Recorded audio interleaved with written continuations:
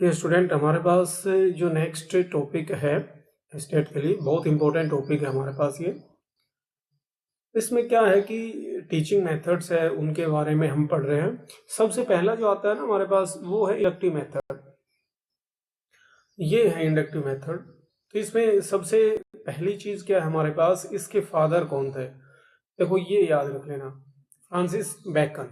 Inductive method है आगमन विधि के जो फादर थे। सबसे पहली बात तो ये आती है बेकन, ठीक है। इसका हमारे पास इसकी जो सैलियन फीचर है वो क्या है, जो बहुत इंपॉर्टेंट फीचर है क्या है हमारे पास, ये हमेशा एग्जाम्पल से रूल की तरफ जाता है, ठीक है। जैसे हमने दो फ्रूट ले लिए, ठीक है, एप्पल ले लिए, एक ले लिया दूसरा ले लिया, है ना, फिर तीसरा भी ले लिया, फिर बच्चों को बोले कि ये काउंट करो एक बार, है ना।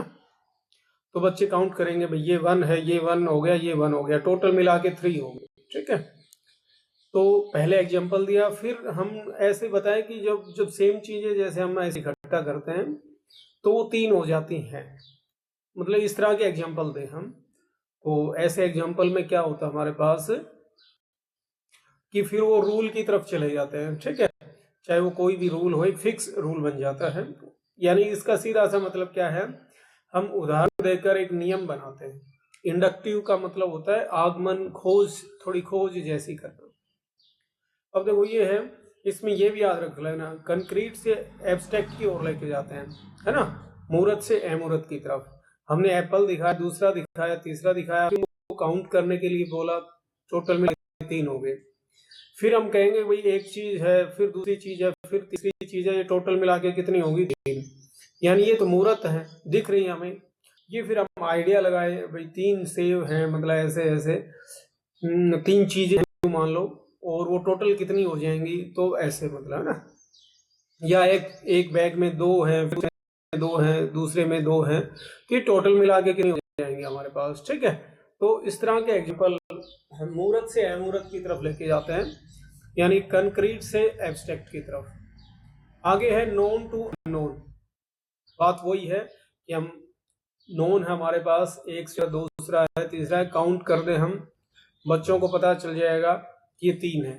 फिर हम उनको अननोन की तरफ लेके जाते हैं। अभी एक बैग में 10 सेव है, फिर दूसरे में 10 सेव है, फिर तीसरे में 10 सेव हैं, टोटल मिला के कितने हो गए, 30 हो गए, ठीक है। हम ऐसे मतलब नोन चीज है उससे ज्ञात से अज्ञात की ओर लेके जाते हैं। स्पेसिफिक टू जनरल, हम कोई पहले स्पेसिफिक चीज दिखाते हैं, फिर एक जनरल आइडिया है वो बनाते हैं, ठीक है, रूल बनाते हैं, ये ध्यान रख लेना, एक नियम बनाते हैं। यानी जनरल बातों की तरफ पहले स्पेसिफिक चीज बताएंगे, फिर हम वो जनरल चीजें बताएंगे। इसमें स्टेप्स क्या हैं, स्टेप्स नहीं पूछे जाते, बाकी ये सबसे इंपॉर्टेंट है, ठीक है, ये याद रख लेना, ये सबसे इंपॉर्टेंट है ये चीज। इंडक्टिव मेथड की सबसे इंपॉर्टेंट है हमारे पास। उसके बाद हमारे पास एक डिडक्टिव मेथड भी आता है, निगमन विधि, ठीक है। और निगमन में इसका उल्टा है, जनरल से स्पेसिफिक, अननोन से नोन, एब्स्ट्रैक्ट से अमूर्त से मूर्त, और रूल से एग्जांपल्स। वो भी आप याद रख लेना, शायद मैं बता नहीं पाऊं आज की वीडियो में, बाकी आपको याद रखना है वो चीज, ठीक है। देखिए इसके स्टेप आए तो क्या है हमारे पास, सबसे पहले एग्जाम्पल दिए जाते हैं, ऑब्जर्वेशन करने के लिए बोलते हैं, फिर जनरलाइजेशन, फिर हम वेरिफिकेशन भी कर सकते हैं। अब भाई एक बैग में 10 एप्पल है, फिर 10 है, फिर 10 है तीसरे में, और टोटल कितने बनेंगे, हम उनको काउंट भी कर सकते हैं, बच्चों से काउंट करवा सकते हैं, ठीक है। इसके मेरिट्स क्या है, ये मेरिट पूछे नहीं जाएंगे, बाकी ये साइकोलॉजिकल है, ठीक बात है, ये साइकोलॉजिकल है, ठीक है, मनोवैज्ञानिक है ये विधि। इससे एक साइंटिफिक एटीट्यूड है वो भी बनता है इससे। इसकी डीमेरिट एक ही हमारे पास, ये लेंदी प्रोसेस है, ठीक है। एक तो हम यूं बोल दें कि भाई 2 चीज हैं, दो चीजें 3 बैग में है, सीधा मतलब 2 को 3 गुणा कर दो, है ना, 6 आ जाएगा। आगे इसमें हम काउंट करेंगे, पहले 2 है, इसमें फिर 2 है, फिर इसमें 2 है, काउंट करो, तो ये एक लेंदी प्रोसेस है, ठीक है। एक हमारे पास ब्रेन स्टॉर्मिंग है, ये हमारे पास क्या है, ये ओसबोर्न ने दी थी, ठीक है, ओसबोर्न, किसने दी थी, ये ओसबोर्न। दी थी, ये ज्यादा इम्पोर्टेंट नहीं है और ये ज्यादा काम की भी नहीं है, ठीक है।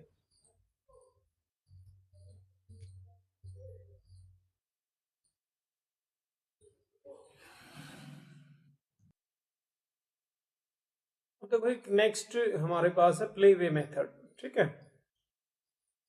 हमारे पास जो टीचिंग जो मेथड है उसमें नेक्स्ट आता है एक प्ले वे मेथड, यानी खेल विधि, ठीक है। तो खेल विधि के प्रो पाउंडर कौन है, प्रतिपादक कौन है, तो ये याद रख लेना, फ्रोबेल, ठीक है। खेल का जहां भी नाम आए ना तो वो क्या याद रखना है, Froebel. In modern time, Henry Caldwell Cook है use this method to educate the child.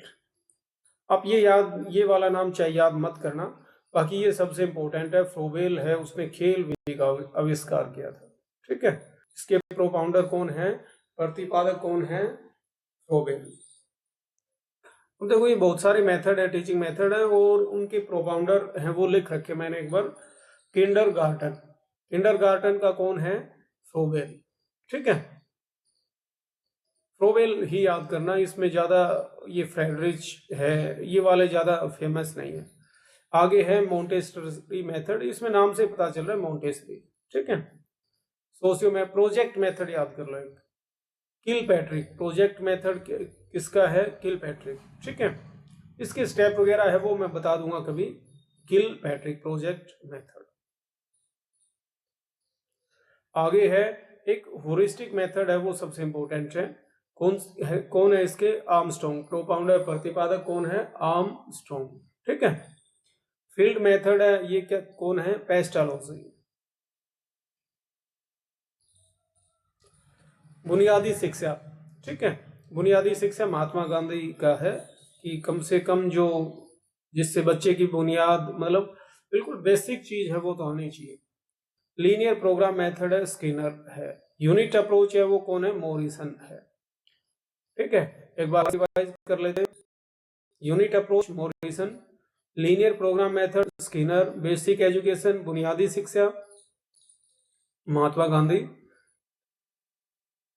Project method Kilpatrick. ये और आएगा, इसके स्टेप वगैरह सारे आएंगे, ठीक है।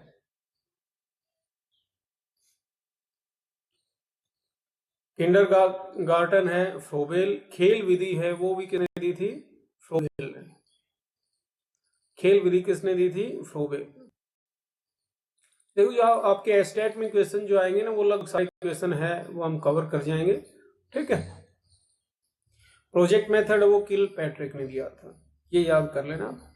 ये सारे टीचिंग मेथड्स हैं, ठीक है। टीचिंग मेथड है और उसके फाउंडर्स है या प्रो फाउंडर हैं, प्रतिपादक हैं वो है। देश पूछे जाने के मतलब ना बराबर चांसेस है, बाकी आपको यदि याद होते हैं तो वो भी कर सकते हो आप, ठीक है।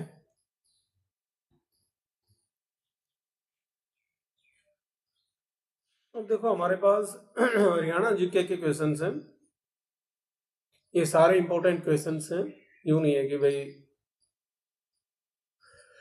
तो सबसे पहला है कि हमारे पास मंजीरा लोक नृत्य में निम्नलिखित में से कौन सा उपकरण है वो बजाया जाता है। तो इसमें जैसे नगाड़ा है, डफली है, मंजीरा है, तो इसमें ये याद रख लेना ये सारे इसके आंसर हैं, ये सभी, ठीक है। चाहे वो नगाड़ा हो, डफली हो या मंजीरा हो, ये याद कर लेना कौन सा है हमारे पास, मंजीरा लोक नृत्य में। इसमें आमतौर पे यूं लगता है कि मंजीरा है ना ये इसका आंसर है, बाकी इसमें सारे बजाए जाते हैं। अगला क्या है कि पंडित जसराज हिंदुस्तानी संगीत के किस घराने से संबंध रखते थे, ठीक है। इसमें याद कर लेना ये मेवाती, ठीक है। मेवाती इसका आंसर क्या है हमारे पास, मेवाती।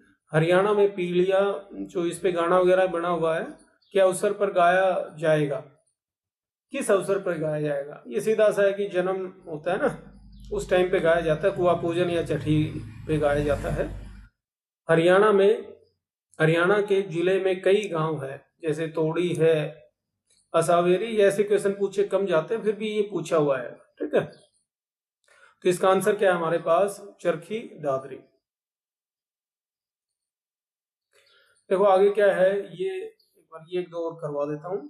हरियाणा की गीत परंपरा किस भाषा से प्रभावित है? ये याद रख लेना, ये कोरवी भाषा से प्रभावित है। ठीक है, देखो हिंदी से तो बहुत कम मैच होता है, पंजाबी है मतलब उससे भी नहीं होता, तो इसका मतलब हमारे पास ये याद कर लेना, कोरवी है ना, उससे है।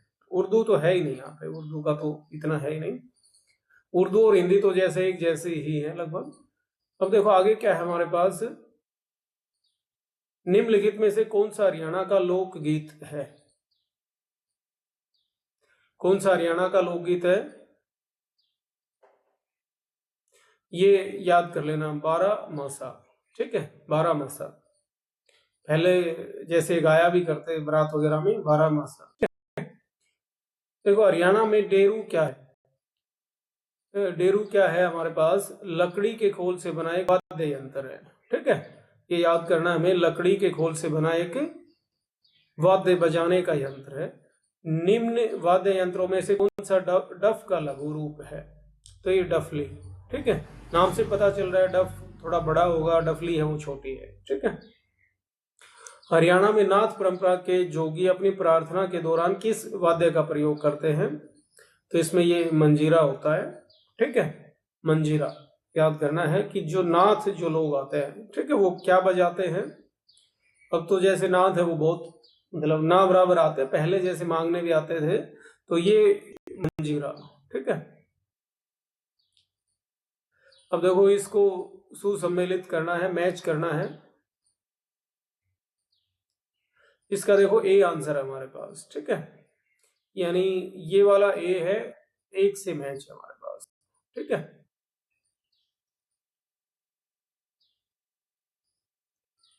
यानी ए है हमारे पास किससे मैच है? इससे। बी है वो 2 से, सी है वो 3 से, और डी है वो 4 से। घड़वा है, घड़ा मतलब मिट्टी का चीकना घड़ा हो गया। झालर धातु की गोल थाली। खंजरी है, ठीक है, तासा है, ये याद कर लेना अपने।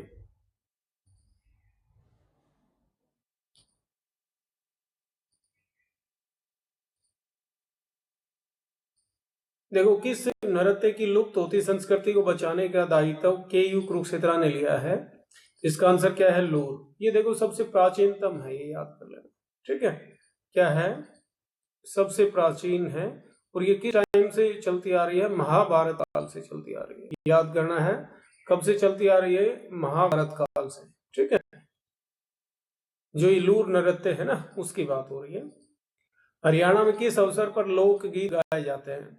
तो ये तो सभी पे, जन्म पे भी, विवाह पे भी, त्योहार पे, सभी पे गाए जाते हैं। बाबुल देश जाइयो परदेश जाइयो, ये है हमारे पास।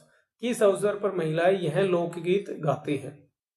तो ये नाम से पता चल रहा है, ठीक है, गौरी का वर है, जैसे विवाह के टाइम पे।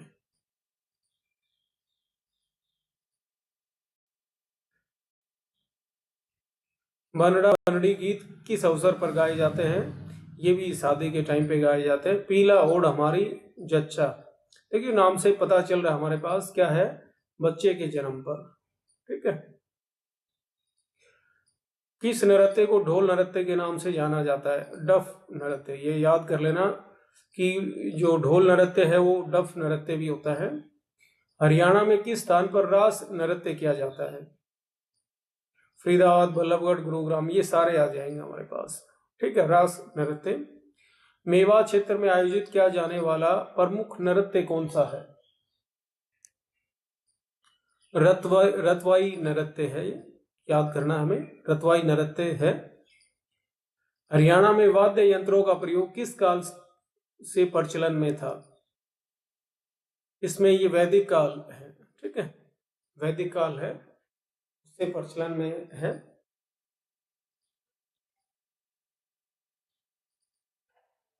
ये और भी क्वेश्चन है, आप अपना एक बार देख लेना और याद कर लेना। ठीक है, इसका आप स्क्रीनशॉट भी ले सकते हो।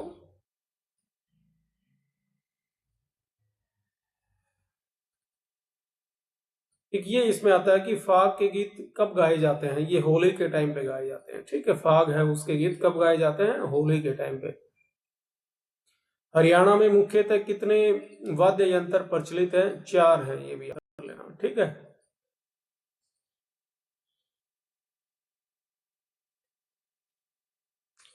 निम्नलिखित में से किसे हरियाणा का कालिदास कहा जाता है?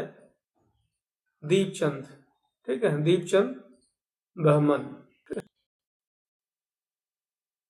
ये हो गया हमारे पास, ये इस पेज के सारे क्वेश्चन हो गए। तो इसमें जो भी इंपॉर्टेंट आपको लगता है वो याद करना है।